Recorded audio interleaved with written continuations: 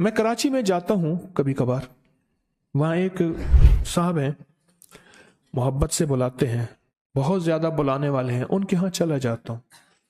میں نے دیکھا تو ان کا بھائی جو ہے ایسے چل رہا تھا تو ہاتھ میں تسبیح تھی، بات تھوڑی کرتا تھا، تسبیح زیادہ پڑھتا تھا۔ اس کا دبئی میں بہت بڑا کاروبار، جسے کہنا چاہیے بہت بڑا کاروبار دبئی میں۔ کہنے لگا گاڑی میں جا رہا تھا، کچھ لوگ آئے، گاڑی کا دروازہ کھولا، بیٹھے، مجھے لے گئے۔ پھر میرے گھر والوں کو مہینوں پتہ نہ چلا، اور اس کے بعد بڑی اذیتوں کے بعد میں چھوٹا۔ اب وہاں بیٹھ کے پھر اللہ ہی تھا تنہائی میں، اور تو کوئی تھا ہی نہیں۔ کہا کہ وہ اللہ سے ذکر کرنے اور باتیں کرنے کی ایسی کوئی مجھے عادت سی پڑ گئی ہے، اب لوگ مجھے کہتے ہیں کہ آپ جیل کی اذیتوں کی وجہ سے خاموش ہو گئے ہیں۔ میں لوگوں کو لاکھ کہتا ہوں، نہیں، وہ مانتے نہیں۔ جیسے نا بندہ کوئی غم کی وجہ سے بعض اوقات نا چپ ہو جاتا ہے، وہ کیوں کہتے ہیں؟ اسے چپ لگ گئی ہے، خاموش ہو گیا ہے۔ کہا کہ میں لوگوں کو کہتا ہوں نہیں، میں جیل کی وجہ سے خاموش نہیں ہوں۔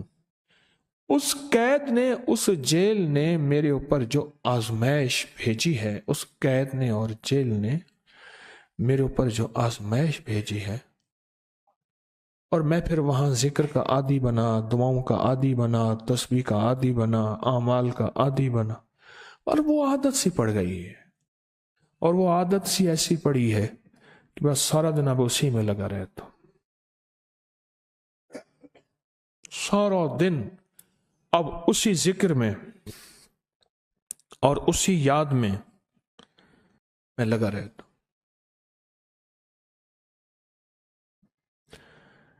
کہیں ایسا نہ ہو ہم بھی اگر ذکر سے غافل ہوئے، تسبیح سے غافل ہوئے، خدا نہ خواستہ ایسی آزمائش آ جائے، اور پھر ہم ذکر اور تسبیح اور اعمال کے عادی بن جائیں، اللہ سے عافیت مانگے۔ اور اگر ہماری زبانوں پہ تسبیح ذکر آ گیا ہے عافیت کے دنوں میں، تو سمجھ لیں یہ اس کی عطا ہے، یہ اس کی نعمت ہے، یہ اس کی کریمی ہے، یہ اس کا فضل ہے۔ اس نے بہت بڑی آزمائش سے پہلے ہمارے اوپر اتنا کرم کر دیا، اس کا بہت بڑا کرم ہے۔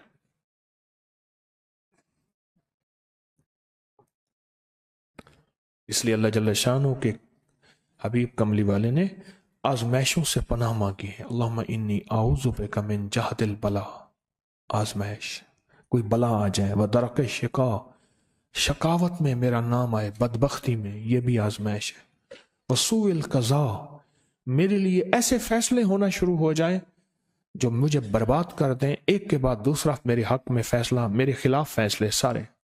وشماتۃ الاعداء، اور ایسا وقت میرے آزمائش نہ آئے کہ دشمن تالیاں بجائے، دشمن ہنسے اور میرا مذاق اڑائے۔ اس لیے میرے آقا نے، میرے حضور نے آزمائشوں سے پناہ مانگی ہے، عافیت مانگی ہے۔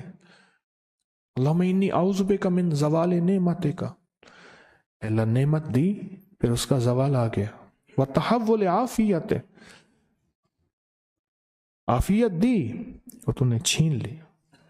اللہم انی اعوذ بک من زوال نعمتک وتحول عافیتک وفجاءت نقمتک وجمیع سخطک، اے اللہ کو میرے اوپر ایسے حملے ہوں اور سختیاں میرے اوپر شروع ہوں، مولا میں اس سے پناہ مانگتا ہوں۔ میں مانگتا کیا ہوں؟ ربنا آتنا فی الدنیا حسنۃ، تو اس سے دنیا کا بہترین پیکج مانگتا ہوں، وفی الآخرۃ حسنۃ، تو اس سے آخرت کا بہترین پیکج، شاندار، لاجواب، بہترین۔ ہاں، آزمائشیں، مصیبتیں، تکلیفیں، حوادث، حادثات، ناکامیاں، بیماریاں، پریشانیاں، میں نہیں مانگتا مولا۔ اللہم انی اعوذ بک من الہم والحزن، ہم کہتے ہیں ٹینشن کو، انزائٹی کو، اسٹریس کو، ڈپریشن کو، اندر غم ہے باہر پتہ ہی نہیں، اس کو ہم کہتے ہیں۔ اور حزن کہتے ہیں جس پہ ہائے ہائے ہو، اللہ میں تجھ سے اندر کا دکھ جو مجھے دیمک کی طرح کھائے اور باہر کا دکھ جو مجھے تڑپائے، اندر کا دکھ کھائے اور باہر کا دکھ تڑپائے، اللہ میں اس سے پناہ مانگتا ہوں۔ ہم والحزن، عجز والکسل، ایسا کہ میں عاجز ہو جاؤں یا میرے پر سستی غالب ہو جائے۔ کتنے لوگ ایسے ہیں ان کے اوپر سستی غالب ہے، بہت بڑی مصیبت ہے زندگی کی۔ میرے آقا کملی والے نے اس سے پناہ مانگی، اللہ کے حبیب میرے آقا نے آزمائشوں سے پناہ مانگی۔ اللہم انی اعوذ بک من الفقر والکفر، اے میرا مولا مجھے کفر سے اور فقر سے بچا۔ فقر ایسا، غربت ایسی آئے کہ میرے ذہن میں ہر وقت لوگوں کی جیبوں پہ نظر ہو، ہر وقت لوگوں کی جیبوں پہ نظر ہو۔ یہ دو وقت میں ہوتا ہے، ذہن نشین رکھیے گا۔ اس فقیر کا تجربہ ہے، ایک جب طمع بڑھ جاتا ہے، لالچ بڑھ جاتی ہے، اس وقت لوگوں کی جیبوں پہ نظر ہوتی ہے۔ جب فقر بڑھ جاتا ہے، غربت اور تنگ دستی اور فقیری بڑھ جاتی ہے، پھر لوگوں کی جیبوں پہ نظر اس کی ہوتی ہے اور اللہ کے خزانوں پہ نظر نہیں ہوتی یا کم ہوتی۔ اے میرا مولا مجھے فقر سے بچا اور کفر سے بچا، کہ ایسا وقت نہ آئے میں اپنا دین بیچ بیٹھوں، اپنا ایمان بیچ بیٹھوں۔ ہمارے ایک مخلص تھے عبد الوحید سلیمانی صاحب رحمۃ اللہ علیہ، کہنے لگے انارکلی میں میرا ایک دوست تھا، تو میں اس دوست کے ساتھ زندگی گزری، پنجاب یونیورسٹی میں اکٹھے پڑھتے تھے۔ تو پھر پتہ چلا کہ وہ بہت مالدار ہو گیا، اسلام آباد کے ایک بہت بڑے سیکٹر میں گیا تو اس کا گھر دیکھا، گاڑیاں، بڑا گھر، اور یہاں اس کے پاس ایک پرانی سی پتلون ہوتی تھی اور غربت ہوتی تھی، اور انارکلی کے کسی اوپر چبارے کے کسی کمرہ لیا ہوا تھا۔ تو میں نے اس کا نام لے کے پوچھا یہ کیا؟ اس نے ایسے سینے پہ ہاتھ رکھ کے کہا بس یہی بیچا ہے، اب باقی سب ٹھیک ہے، سینے پہ ایمان بیچا ہے، سب کچھ مل گیا۔ اللہ میرے پر وہ وقت نہ لا جب میرے اوپر فقر غالب آ جائے یا کفر آ جائے۔ میری آقا کملی والے نے آزمائشوں سے پناہ مانگی، اور آپ حضرات کتنے خوش قسمت ہیں، اس کی شان کریمی اللہ نے آزمائشوں سے بچائے، اور انشاءاللہ ان نام کی برکتوں سے، ان دعاؤں کی برکتوں سے، ان تسبیحوں کی برکتوں سے، اس اللہ کے نام لینے کی برکت سے انشاءاللہ اللہ اور آزمائشوں سے بچائے گا۔ اللہ نے بغیر آزمائشوں کے ہمیں اپنا نام دے دیا، اپنے نام کی تسبیح دے دی، اپنا ذکر دے دیا، اپنی یادیں دے دی۔ کسی جگہ منہ سے اللہ نکل جاتا ہے، کہیں رحمان نکل جاتا ہے، کہیں بسم اللہ نکل جاتا ہے۔ ابو عبداللہ مغربی فرماتے ہیں میں نے رسول اللہ صلی اللہ علیہ وسلم کو خواب میں دیکھا، عرض کیا مجھے اللہ سے ایک حاجت ہے، کس وسیلے سے دعا مانگوں؟ عرض کیا مجھے اللہ سے ایک حاجت ہے، کس وسیلے سے دعا مانگوں؟ کوئی عمل بتا دیں، کوئی وسیلہ بتا دیں آقا۔ میں نے حضور سے خواب میں سوال کیا تو آپ نے ارشاد فرمایا جس کو بھی اللہ سے کوئی حاجت ہو اسے چاہیے وہ سجدے کرے، یعنی 2 رکعت ادا کرے اور سجدے کی ہر رکعت میں 40 مرتبہ آیت کریمہ پڑھے، جو میں عمل میں بتایا کرتا ہوں، لا الہ الا انت سبحانک انی کنت من الظالمین۔ جب بھی کوئی مشکل ہو، الجھن ہو، پریشانی ہو، کوئی تکلیف ہو، کوئی مسئلہ ہو، تو میرے حضور نے فرمایا کہ تو ایسا کر،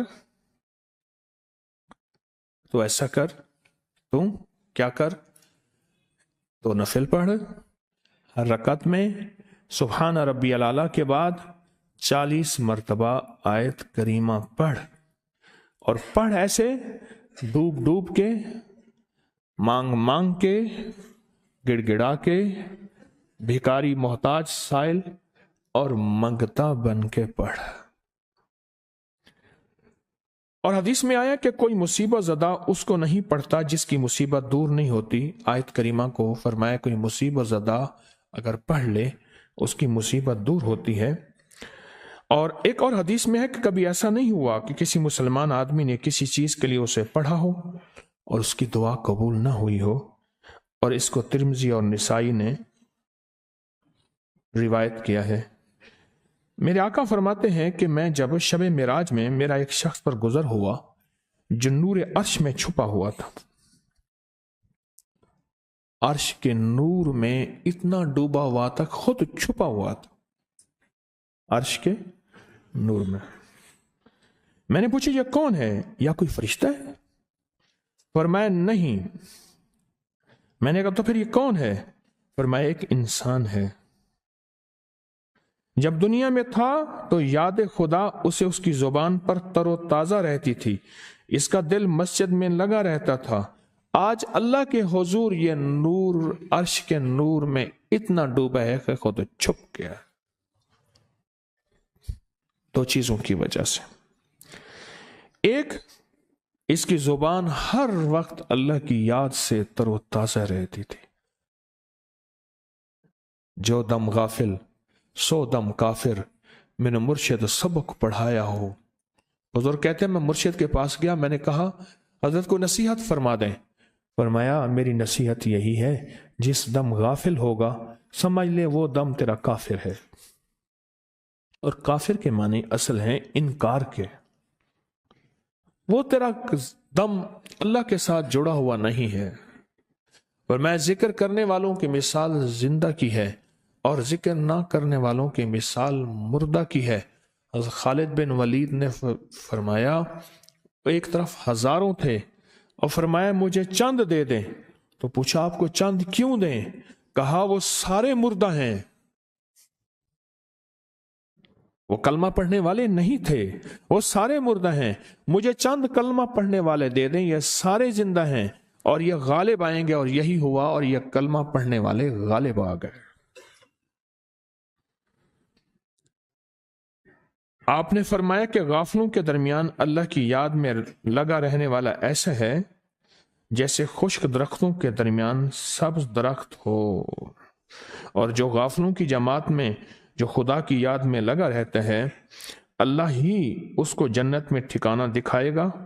اس ویڈیو کو لائک اور شیئر کریں، اب کری یوٹیوب چینل کو سبسکرائب کریں اور روزانہ زیادہ سے زیادہ سبسکرائب کروائیں۔ آپ دوسروں کے لیے صدقہ جاریہ بنیں گے، اللہ پہلے آپ کے دکھ ڈالے۔